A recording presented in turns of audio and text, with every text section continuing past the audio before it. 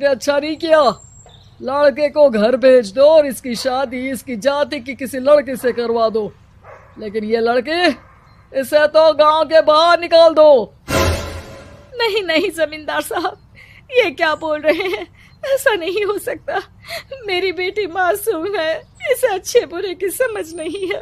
अरे कहाँ जाएगी ये बेचारी? कहाँ जाएगी? इतनी चिंता है तो पूरे परिवार का गांव निकाला कर देते हैं।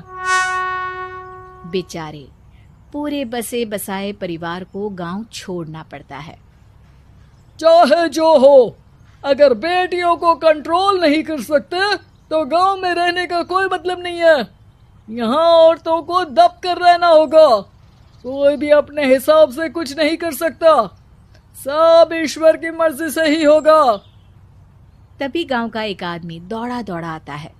सरपंच साहब, जमींदार साहब, वो कालिया है ना, उसकी बेटी पढ़ने के लिए शहर जा रही है। अच्छा, ये कब हो गया? और कालिया की हिम्मत कैसे हो गई ऐसा करने की? लेकर आओ उसे और उसकी बेटी को। बस फिर क्या था, हाजिर हो जाते हैं कालिया और उसकी बेटी सरपंच के सामने। और कालिया, ये क्या सुनने में आ रहा है? बेटी को इंजीनियर बना रहा है तू?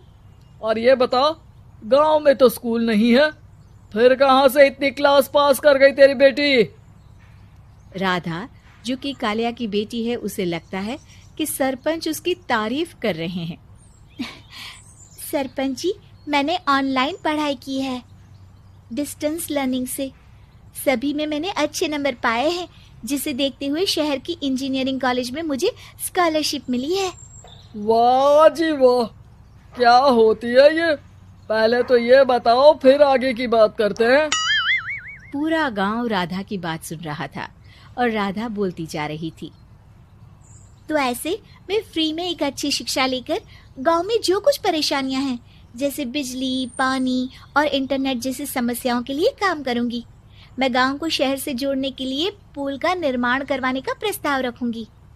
मुझे पूरी उम्मीद है कि जल्द ही हमारा गांव भी तरक्की की राह पर चल पड़ेगा। राधा की बात सुनकर सारे गांव वाले ताली बजाने लगते हैं। सरपंच को समझ नहीं आता कि वो क्या करे। चुप रह नादान लड़की, गांव के खिलाफ जाने के लिए तुझे गांव से बेदखल कर दिया जाएगा, वो भी पूरे परिवार के साथ। और हाँ, अगर ठीक से गांव में रहना चाहती है तो ये पढ़ाई लिखाई छोड़ दे। हम तेरे लिए गांव का कोई होनहार लड़का देखेंगे। तभी गांव का एक आदमी बोल पड़ता है। अरे नहीं नहीं सरपंच जी, राधा बिटिया जो बता रही है, अगर वैसा हो जाए तो हम लोगों को पैसा कमाने के लिए बाहर नहीं जाना पड़ेगा। हाँ जी, और ना ही कोसों दूर पानी के लिए भटकना पड़ेगा। हमारे बच्चे भी अच्छी पढ़ाई कर सकेंगे और आगे बढ़ेंगे, ना कि हमारी तरह खेती करते बैठेंगे। क्यों गांव वालों, राधा बिटिया का साथ देना चाहिए ना। सरपंच देखता है कि गांव राधा के साथ है तो वो चुप हो जाता है। वो घर आकर अपने सलाहकार से बात करता है, जो बहुत ही चालाक किस्म का इंसान होता है। अरे सरपंच साहब, आपको बहुत ही होशियारी से काम लेना पड़ेगा। एक बार गांव तरक्की कर गया, यहाँ के बालक पढ़ लिए तो कोई ना पूछेगा आपको। और फिर ये जो बेटा और बेटी है ना आपके, इनको भी आम लोगों की तरह ही जीवन जीना होगा। हाँ, लेकिन करे तो क्या करे? वो ना आप मुझ पर छोड़ दीजिए, बस मैं जैसा बोलूं करते जाइए। अगले रोज सुबह जब गांव वाले सोकर उठते हैं तो राधा के घर के बाहर और साथ ही वो लोग जिन्होंने राधा का सपोर्ट किया था, उनके घर के आगे लाल रंग से कल आऊंगी लिखा होता है। कल आऊंगी? ये क्या होता है? अरे यह तो खून से लिखा है, लगता है कोई भूत प्रेत या चुड़ैल का साया है। चलो सरपंच जी के पास चलते हैं। सभी सरपंच के पास जाकर उसे सारी बात बताते हैं। और ये तो बड़ी मुश्किल की बात है। चलो, मैं एक बाबा को जानता हूँ, उन्हें बुला लेता हूँ। सरपंच बाबा को लेकर गांव के घर के बाहर जाता है। ओहो, तो ये वो चुड़ैल है जो उन लोगों को निशाना बनाते हैं जो गांव को बदलने का सपना देखते हैं। वो गांव को ऐसे ही संपन्न देखना चाहती है। वो नहीं चाहती कि कोई बाहरी यहाँ का कायाकल्प करे। क्या तुम लोगों में से किसी ने गांव को बदलने की सोच रखी है?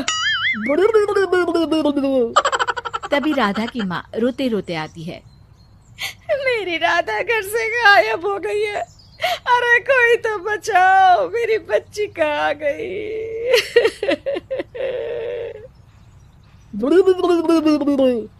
ले गई वो चुड़ैल, तेरी बच्ची को ले गई।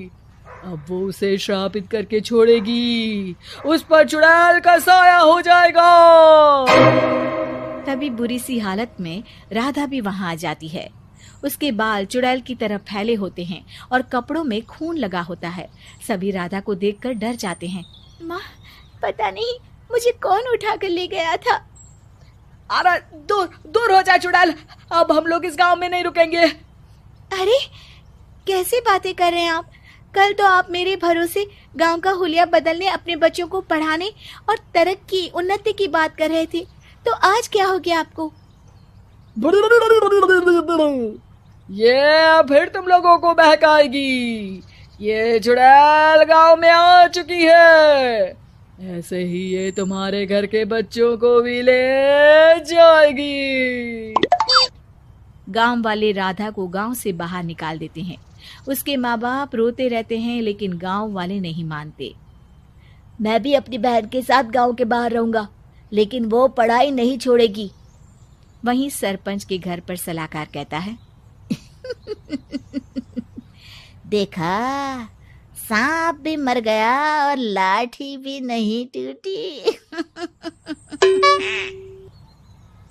लेकिन अगले ही दिन सरपंच के घर के बाहर भी वही शब्द लिखे होते हैं। और फिर सरपंच की बीवी कहती है, हमारी बेटी को किसी ने अगवा कर लिया है। तभी राधा का भाई वहां आ जाता है। अरे गांव वालों, मैंने सरपंच जी की बेटी को देखा था। वो चुड़ैल उसे उठाकर ले जा रही थी। अरे क्या मजाक कर रहे हो? नहीं नहीं सरपंच जी, आप नहीं जानते। वो चुड़ैल अब आपकी बेटी में आ जाएगी, जैसे राधा के अंदर आ गई थी। तभी सरपंच की बेटी वैसी ही हालत में वहां आती है जैसे राधा आई थी। पापा, पता नहीं कैसे मैं गायब हो गई थी। चुड़ैल, इसके अंदर भी चुड़ैल का साया है, मारो इसे। अरे नहीं नहीं, इसे भी राधा के पास गांव के बाहर ही भेज दो। अरे चुप रहो, मेरी बेटी कहीं नहीं जाएगी और चुड़ैल वुड़ैल कुछ नहीं होता है। अरे कैसे बात कर रहे हो सरपंच जी? आप तो बोल रहे थे कि आपका फैसला भगवान का ज्ञान होता है, तो अपने पर बात आई तो अब आप ऐसे बोल रहे हैं। अरे ना ना ना, आपको अपनी बेटी को त्यागना ही होगा। अरे बुलाओ बाबा को। राधा का भाई बाबा को ले आता है, जिसे अब गांव वालों के डर के कारण सच बोलना पड़ता है। मैं कोई बाबा नहीं हूँ, मैं तो मोची था। ये सलाहकार महोदय ने मुझे कहा था एक्टिंग करने को। अब वो मुझे पैसे देने वाले हैं। अब मुझे माफ कर दो। गलती हो गई, मुझे माफ कर दो। तभी वहां राधा आ जाती है। देखा सरपंच जी, जब गांव के बच्चे साक्षर होंगे तो आप जैसे लोगों की चालाकी नहीं चलेगी।